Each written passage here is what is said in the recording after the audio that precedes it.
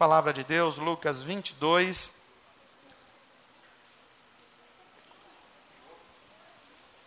Verso 39. Essa mensagem de hoje, ela tem o objetivo de alcançar pessoas que estão lidando com duas situações. A primeira delas é desânimo. E a segunda delas é ansiedade. Desânimo e ansiedade. Dois problemas do nosso tempo e que nós vamos nos debruçar na palavra de Deus para ver o que a Bíblia tem a nos dizer, o que a palavra de Deus tem a nos dizer. Você achou Lucas 22?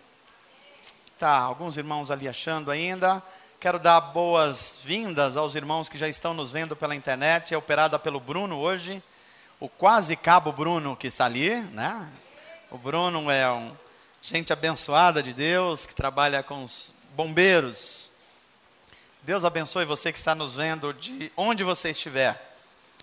Vamos ler, palavra de Deus, Lucas 22, verso 39, diz assim: Como de costume, Jesus foi para o Monte das Oliveiras, e os seus discípulos o seguiram.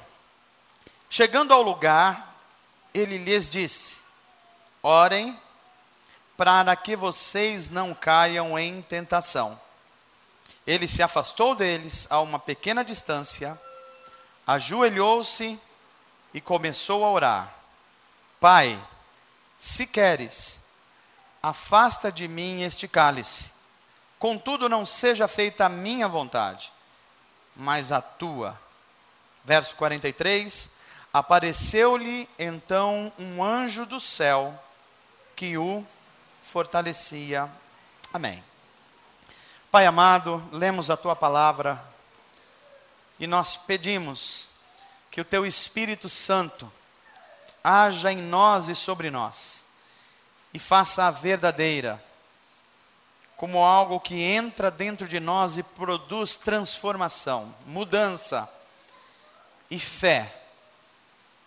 Faz isso nos nossos corações ansiosos e nos nossos corações preocupados ou até desanimados.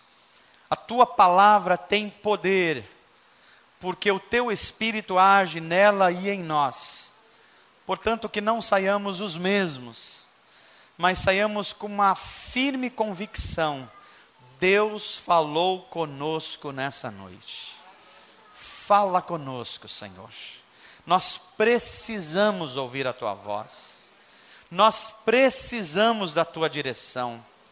Nós precisamos da tua cura. Nós precisamos da tua manifestação entre nós. Em nome de Jesus e para a tua glória. Amém. Há uma boa chance de você ter entrado nesse culto hoje, lutando contra uma situação que está provocando em você algum tipo de desânimo, ou pelo menos uma situação que tem o potencial de causar desânimo em você. E como resultado disso, muito provavelmente você está trazendo no seu coração uma ansiedade. Porque a ansiedade é a irmã gêmea do desânimo. Uma coisa acaba gerando a outra e a outra coisa acaba gerando uma. Por exemplo, se você está muito ansioso, já é um claro sinal de que você está demasiadamente tentando antecipar o futuro. Isso quer dizer que de alguma forma você está tentando controlar o futuro. E todos que tentam controlar o futuro, em algum momento vão se desanimar. Porque o futuro não nos pertence. Portanto, ele não é passível de ser controlado. E o que gera depois da ansiedade é o que a gente conhece como pré-ocupação. É ocupar-se de algo que ainda não está no momento de se ocupar com ele. Pessoas passam por períodos de desânimos em várias situações, mas não são só pessoas. Instituições passam por períodos assim também. Mas não são só instituições, países passam por isso. Por exemplo, o nosso Brasil, eu não sei se é impressão só minha, mas estamos no momento agora em que é difícil você encontrar uma pessoa com quem você fale que ela esteja extremamente otimista com os rumos da nossa nação. Estou falando alguma mentira aqui?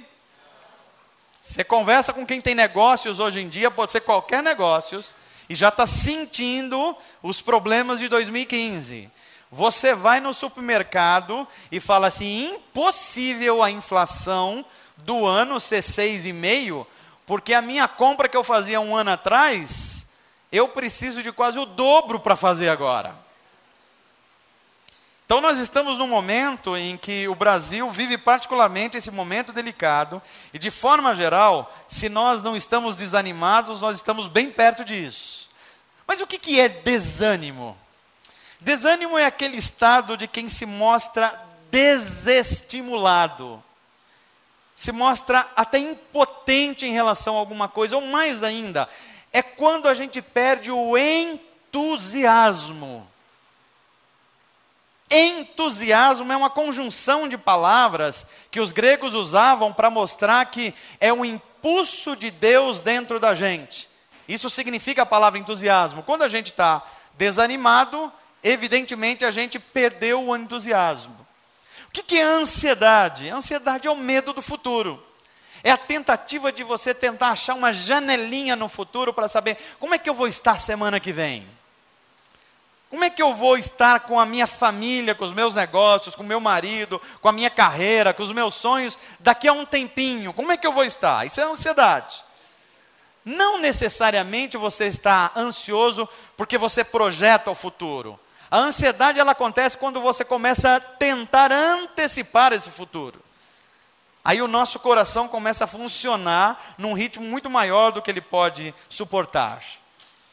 Com o que a gente pode ficar desanimados? Por exemplo, com a profissão. Profissão é um negócio que costuma deixar a gente, às vezes, desanimados. Ou você não está contente com o seu trabalho, ou você acha que é mais capaz do que estão reconhecendo você, ou você acha que não teve a oportunidade adequada, ou simplesmente você não aguenta mais fazer o que você está fazendo, e isso gera desânimo. A gente se desanima também, às vezes, com a vida financeira, e eu acredito que pouca gente esteja desanimado com a vida financeira hoje aqui. A gente se desanima também com a vida sentimental. Você que está na época da sua adolescência, juventude, e você já fez algumas tentativas procurando um príncipe encantado, e encontrou um sapo, ou alguns sapos pelo caminho, talvez você esteja com alguma sensação de desânimo, né? A gente se desanima às vezes com a rotina. A rotina faz a gente ficar desanimado, fazer a mesma coisa sempre, parece que perde o sentido. A gente desanima às vezes com os ministérios que a gente trabalha na igreja. Puxa, esse pessoal não funciona direito, parece que só eu estou funcionando, que gente que não é muito responsável, esse cara chegou atrasado de novo. A gente desanima com essas coisas, né? A gente desanima com a igreja, e pior, a gente desanima com Deus. A gente começa a achar que Deus não ama muita gente como ama o irmão Joãozinho. A gente acha que as bênçãos não chegam para a gente como chega para o outro. Deus, o Senhor já serviu com bênçãos 10 vezes esse ano o irmão Juca, mas para mim não veio nada. O senhor deve ter algum problema aí de capitalismo, porque precisa socializar essas bênçãos aí. Está 10-0 para o outro, né? Então a gente vai desanimando. E essa não é uma questão só de cristãos mais simplesinhos como eu e você, não. A Bíblia está cheia de exemplos de grandes homens, grandes profetas, que viveram esses desânimos. Por exemplo, Moisés, o maior profeta do Antigo Testamento. Ele vivia às voltas com alguns desânimos. Ele tinha problema de comunicação. A Bíblia não diz exatamente o que é, mas talvez ele tivesse uma gagueira, ou talvez ele não soubesse se expressar muito bem. E liderava uma gente desobediente. Graças a Deus, os pastores de 2001 não têm esse problema. Então eles vivem muito tranquilos e não tem nenhum desgaste com isso. A gente vê Elias também, outro grande profeta, afetado por depressão. E esse é um tema interessante, porque nas igrejas do século 21, a depressão é tratada como apenas e tão somente um problema de ordem espiritual. Então, ter depressão ou passar por alguma depressão é um problema de falta de fé. Se você não tem fé, você não se livra da depressão. Parece que a Bíblia vai ensinar que essa questão é muito mais ampla do que querem supor algumas mensagens ouvidas nos púlpitos e na televisão do Brasil hoje. A gente vê Davi num momento tão difícil, esse Davi que a gente admira tanto, ele estava num momento tão difícil da vida dele, que no Salmo 102 ele se compara a um pelicano no deserto. Como vocês sabem, um pelicano é uma ave que vive nos ambientes marítimos. Mas a vida dele estava tão seca, tão complicada, ele estava num desânimo tal que ele falou: eu pareço um pelicano no meio do deserto. E hoje o texto que nós lemos nos mostra os discípulos de Jesus experimentando esse momento de desânimo. Jesus está indo para o Getsemânime, como a Bíblia, Lucas nos informa. Jesus sempre ia para o Monte das Oliveiras. Então ele está indo para lá e ele chama os discípulos e chama o grupo pequeno dele, chama o ministério dele e fala assim: olha, vamos ter um tempo de oração lá no monte? E eles vão. E quando chega no monte, Jesus fala assim para eles, olha para o semblante deles, parece que eles não estão naquele dia triunfalista. Porque tem dia que a gente está meio triunfalista. Tem dia que a gente está assim meio animado com tudo, e parece que a gente está passando por cima de tudo. Você olha por irmão, como você está? Ele fala assim: eu estou na bênção. Como é que está a sua força? Posso todas as coisas naquele que me fortalece. Como é que você está? Deus está comigo. Então, você vê que a pessoa está que está. Mas não é todo dia que a gente está assim. Tem dia que você está meio de faróis baixos, assim, né? Tem dia que você fala assim: como é que está? Antes da pessoa responder, você fala: não precisa falar não. Eu já vou orar com você, eu sei que a coisa não está fácil aqui hoje. Porque tem dia que nós passamos por isso. E por que é que nós ficamos desanimados? A Bíblia vai nos informar, nessa experiência de Jesus aqui, é porque a gente costuma inverter algumas coisas que a Bíblia insiste em ensinar para a gente. Por exemplo, se você está diante de uma crise, diante de um problema, qual é a nossa percepção inicial? Vamos tentar resolver. Vamos usar as nossas habilidades, vamos usar o nosso conhecimento, vamos usar os nossos relacionamentos para resolver esse problema. Aí a gente tenta, algumas coisas dão certo, outras não dão, mas chega no final a gente percebe que a gente não resolveu o problema. Aí o que a gente faz quando a gente não resolve o problema? Aí a gente chega na igreja: gente, eu preciso de oração. Primeiro a gente tenta um monte de coisas. Quando a gente não consegue, aí a gente fala assim: agora só Deus. Essa sequência é que impede a gente de, num momento de dor, de perda, de sofrimento, como certamente nós estamos experimentando, alguns de nós ou todos nós, a gente ouça a voz de Deus nos falando assim: descansa no Senhor e espera nele. O salmo que nós lemos hoje, desde o começo, eu creio que Deus está nos conduzindo nessa direção. É preciso lembrar que a maioria de nós, a gente se acha autossuficiente. A maioria de nós se acha independente para resolver algumas coisas. E quando a gente está no meio de uma crise, a gente faz o necessário para trabalhar, para resolver aquilo, antes da gente ter um tempo de oração sobre aquilo lá. Mas o que acontece quando a gente está fazendo tudo o que a gente acha e sabe fazer, e ainda assim a crise permanece? Aí a gente vai orar. E quando a gente vai orar, pode ser que aconteça aquilo que a gente nunca quer que aconteça. Deus não nos fala diretamente. Muitos de nós, e esse, ao meu ver, é o motivo pelo qual os cristãos do Brasil conhecem muito pouco a Bíblia Sagrada, muito pouco mesmo, talvez menos do que o básico, é que quando a gente tende a falar assim, Deus falou comigo, pode ver por estatística. Normalmente a pessoa não está se referindo a que ela leu a palavra de Deus, ou ela ouviu numa ministração do púlpito a palavra de Deus. É quando alguém falou com ela numa profecia, eventualmente. Estou falando alguma coisa diferente? Por que essa percepção que a gente tem? Porque a gente entende que as coisas no relacionamento com Deus são imediatistas.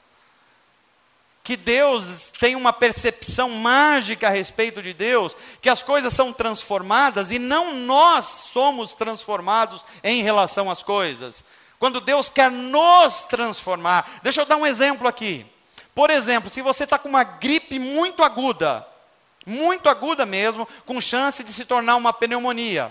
A maioria de nós brasileiros, não é só brasileiros, mas principalmente, nós procuramos tratar não a causa da pneumonia ou da gripe. O que a gente vai tratar? As consequências. Então a gente toma um comprimidinho para melhorar o resfriado. A gente toma alguma outra coisinha, o chazinho que alguém indicou não sei aonde. Põe lá o limão e a hortelã. Mas se você tiver num processo de pneumonia ao perto, você vai ter que tratar as causas e não as consequências. E é isso que a Bíblia está nos dizendo nesse momento. Jesus chega para os discípulos, ele está no monte, e ele chega para os discípulos e fala assim, olha, vocês precisam orar, nós precisamos orar. E esse pedido de Jesus é interessante, porque ele leva a gente a fazer algumas reflexões. O que acontece quando as nossas orações ficam sem respostas? Bem, a gente vai dizer assim, nós vamos checar o nosso coração para ver o que está acontecendo lá dentro. E aí a gente vai checar o nosso coração a partir da palavra de Deus. E a gente pode perceber que simplesmente, às vezes, a gente está fazendo a coisa errada. E Deus não pode abençoar o erro. Esse é o sintoma mais básico. Por exemplo, a Bíblia conta a história de um profeta chamado Balaão, que ele queria amaldiçoar Israel e foi pago por isso. E queria que Deus abençoasse a profecia dele. Depois ele mesmo chegou à conclusão que ele não podia amaldiçoar Israel, porque Deus havia abençoado Israel. Então há coisas que eu e você possamos estar fazendo, que Deus não pode abençoar, porque a gente está incorrendo no erro. Às vezes nós descaradamente queremos orar a Deus, para que eles abençoem uma coisa que é absolutamente antiética. Deus faz isso, mas o que é isso? Não, é uma coisa absolutamente ética. Deus ajuda eu vender ou comprar um negócio aqui mais baratinho. Põe as tuas mãos. Mas o que é que você está querendo comprar? Tem um negócio que custava, sei lá, 10 mil e estão me oferecendo a 1.500. Vai ver que é uma porta de Deus. Não é mercadoria roubada mesmo. E Deus não vai abençoar isso. Então nós precisamos ter essa percepção de que Deus, Ele abençoa aquilo que tem a ver com o caráter dEle, não com o que a gente acha. Quando isso não se resolve, aí a gente tem que pensar numa segunda coisa. Pode ser que eu esteja fazendo a coisa certa, mas com a motivação errada.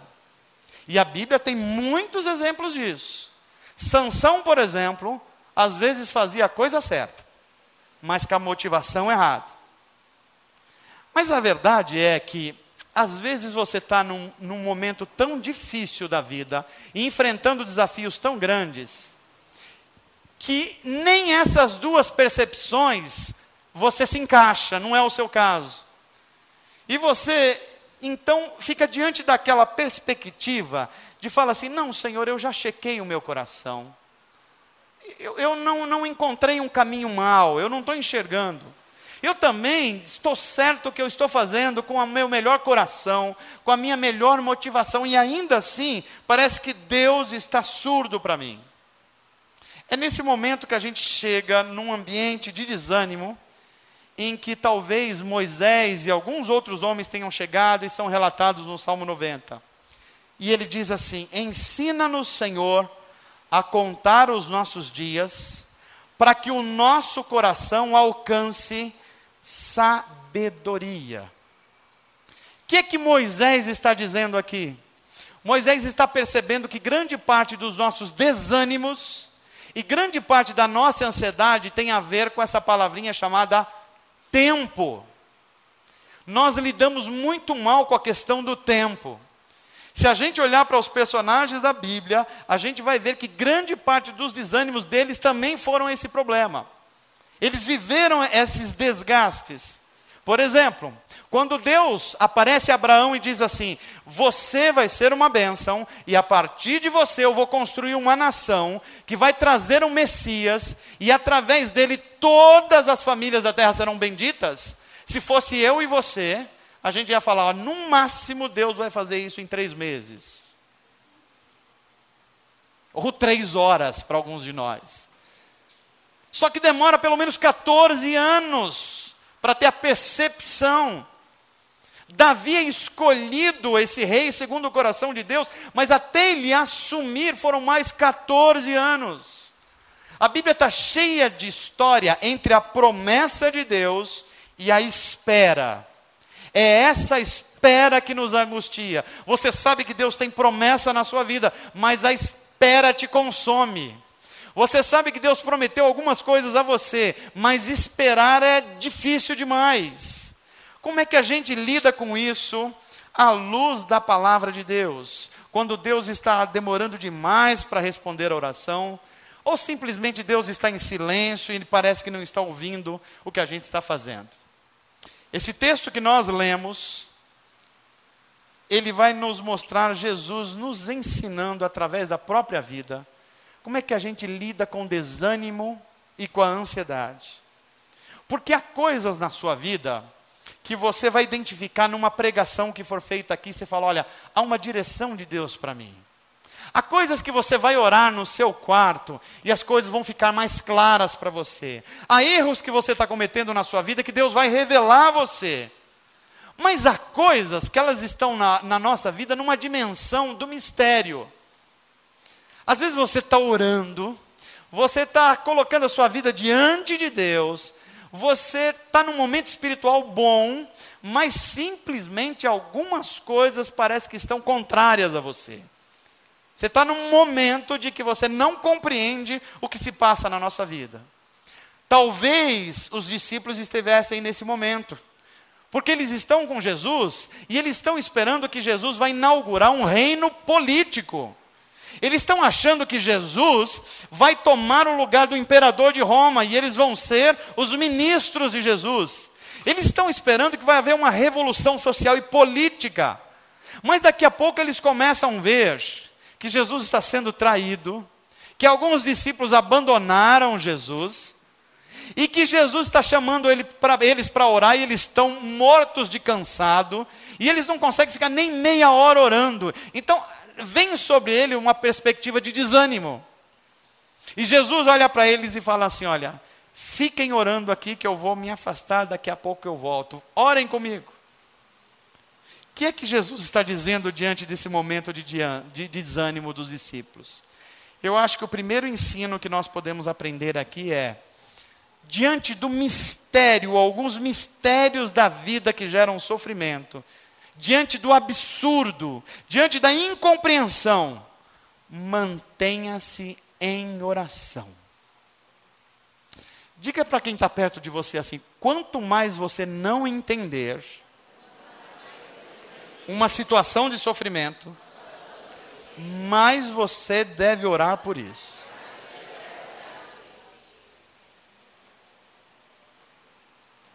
Foi isso que Jesus estava ensinando aos seus discípulos nesse momento difícil. Diante desse momento que se avizinhava, ele diz aos discípulos assim, mantenham-se em oração. Isso é um imperativo, mas olha que interessante. Por que é que Jesus está pedindo para eles se manterem em oração? O mesmo verso responde, para que vocês não caiam em... Para que vocês não caiam em tentação. A oração que Jesus está pedindo que eles façam, é para que eles não caiam em tentação. Mantenham-se orando. Por que a oração era tão valorizada por Jesus? Por que Jesus não abria mão de sempre estar em oração? E principalmente nos momentos mais agudos da vida, ele está intensamente em oração. Porque Jesus sabia que no mundo caído como eu e você vivemos, no mundo que o pecado afeta todas as estruturas do mundo, nesse mundo que o mal, ele é real, e que os instrumentos do mal estão por todas as partes, Jesus sabia que a única forma da gente se manter conectados com a vontade de Deus, em sintonia com essa vontade do Pai, é a oração. E é por isso que ele não só manda os discípulos orarem, como ele diz a razão pela qual eles devem orarem, para que vocês não caiam ou não entrem em tentação. O que seria essa tentação que Jesus está dizendo aqui? Orem para que você não caia em tentação. Há pelo menos duas perspectivas aqui. Primeiro, você deve estar imaginando aí, é a tentação do diabo. É a tentação do maligno.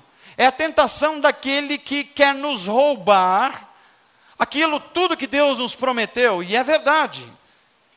Satanás quer fazer isso mesmo. Se você não acredita no mal no mundo, só espere um pouquinho que você daqui a pouco vai enfrentar alguma dificuldade grande e você vai ver que o mal é uma realidade no mundo. Eu estou me lembrando aqui da história de uma banca de seminário que 2 pastores estavam na banca e um pastor jovem, animado, estudioso, chegou para dirigir uma igreja. Ele estava passando num teste, né? Naqueles testes que algumas igrejas fazem, né? E ele era muito bom, ele só tinha um problema, que ele não acreditava que o diabo existisse.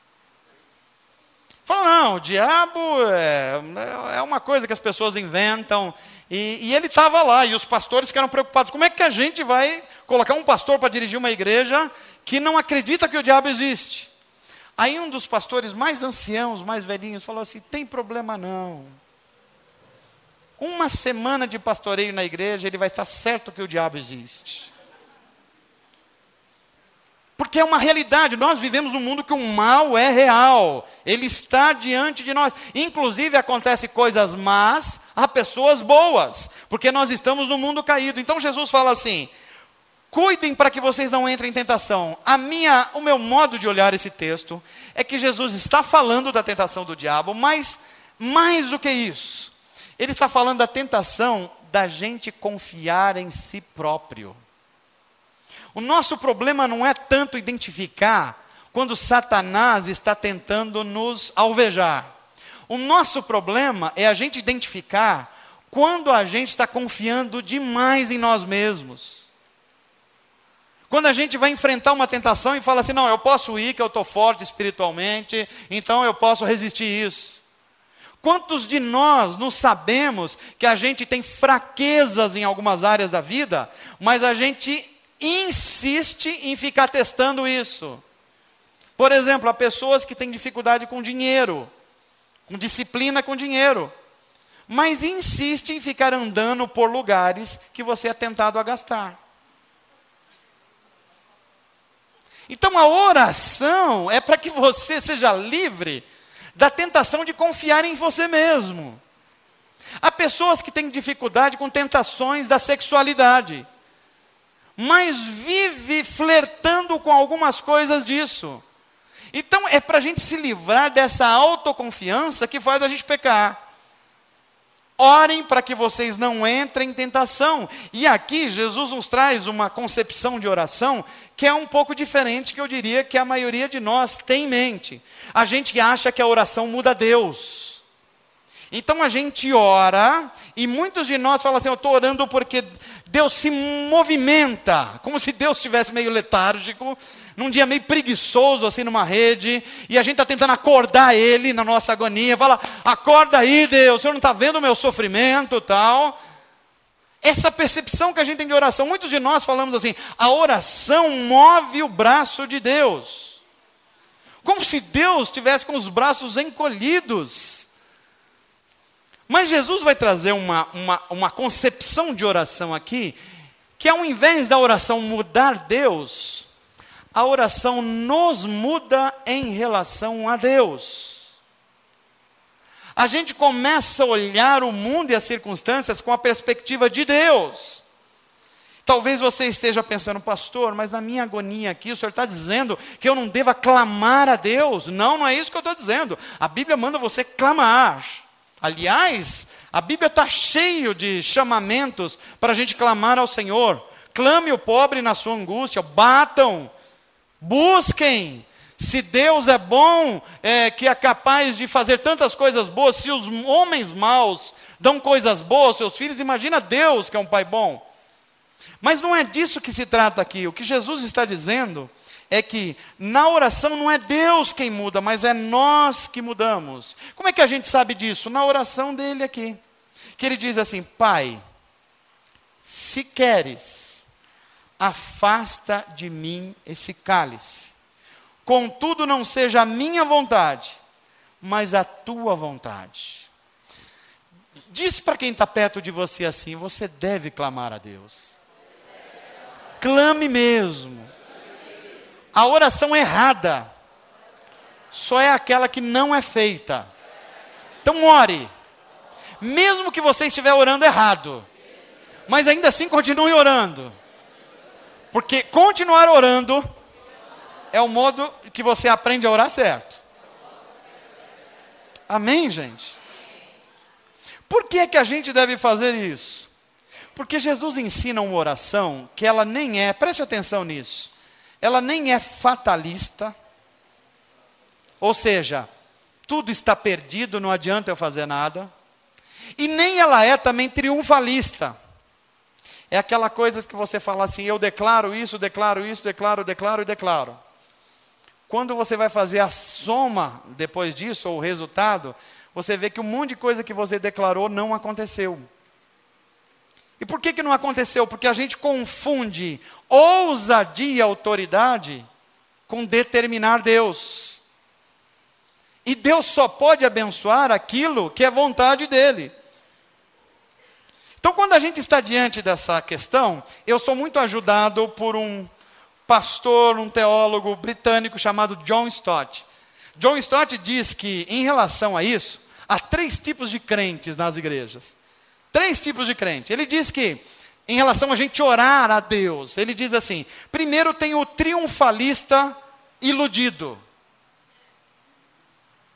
É aquela pessoa que escolhe alguns versículos da Bíblia para dar base ao que ela já pensa. Então, ela não vai à Bíblia para aprender, ela vai à Bíblia para a Bíblia chancelar o que ela já pensa. Então, é aquela pessoa que é meio assim iludida. E você vê essa pessoa, ela acha que o mundo existe numa guerra espiritual entre o bem e o mal, e que o mal está quase vencendo o bem, e que ela está tentando dar uma ajudinha para Deus não perder essa guerra contra o diabo. Então, esse é um senso de triunfalismo. Não é difícil você enxergar isso. Aí Jesus está falando: não, as coisas não funcionam assim. Deus continua sendo soberano.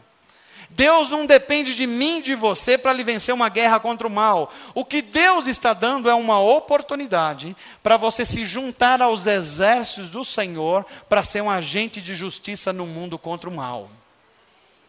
Mas aí você está ouvindo aqui e falou: pastor, puxa, agora o senhor deixou eu preocupado, porque eu achei que eu podia ser mais ousado na oração. Espera aí, porque a Bíblia vai dizer, ou John Stott melhor, vai ensinar que não só tem o triunfalista iludido, tem também o pessimista sombrio. Quem é esse cristão? É aquele que não acredita em nada.